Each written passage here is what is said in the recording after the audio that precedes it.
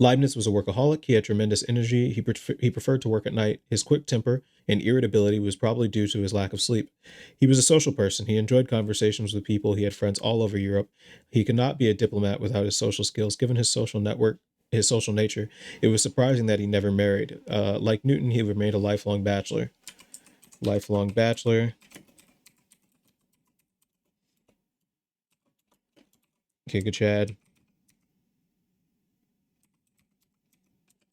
JPEG. He was bald.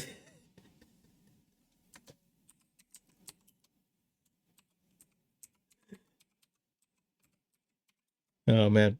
He was bald, hence the enormous black wig. He was always wearing his huge black wig of the type popular in the Paris of his youth.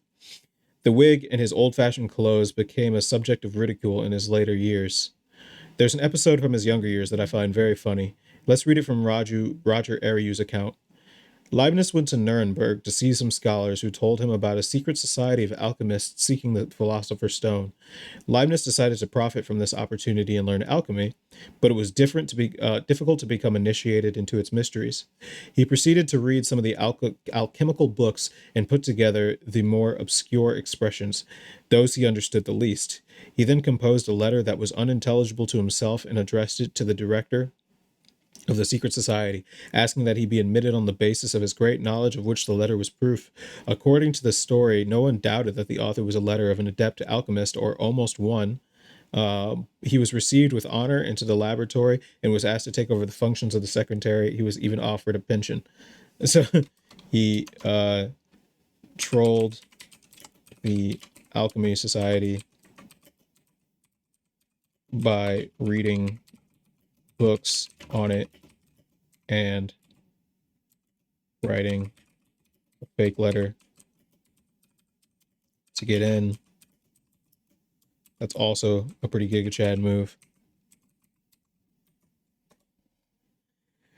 Apparently, he never took alchemy seriously. Too wise. His rival Newton, on the other hand, was a lifelong student of alchemy, which was never about turning lead into gold. The philosopher's stone was not a stone. Alchemy is about Kundalini and the chakra system. Alchemy is very similar, interesting, to the ancient practices of Tantra.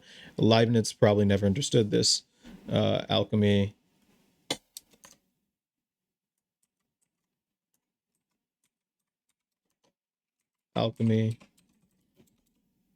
equals Tantra.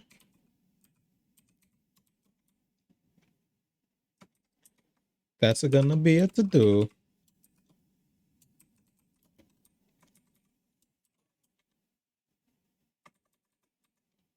Because that leaves a lot of questions open.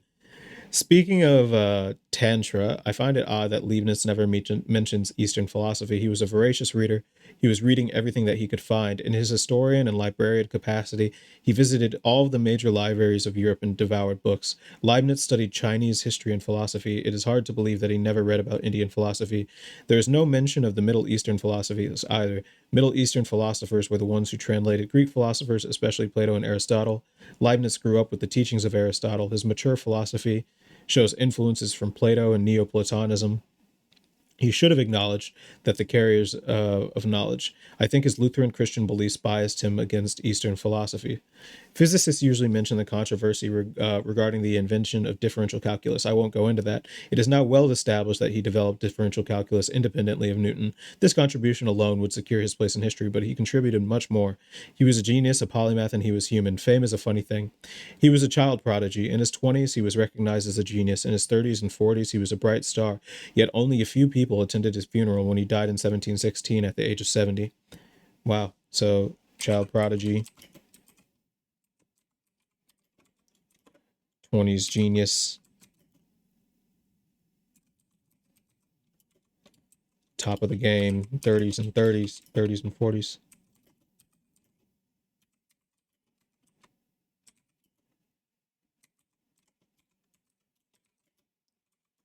No one showed up to his funeral.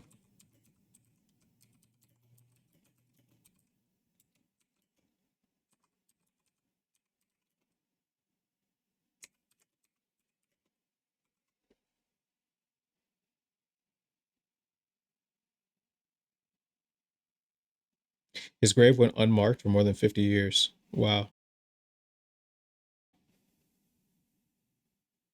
All ideas come from the cosmos.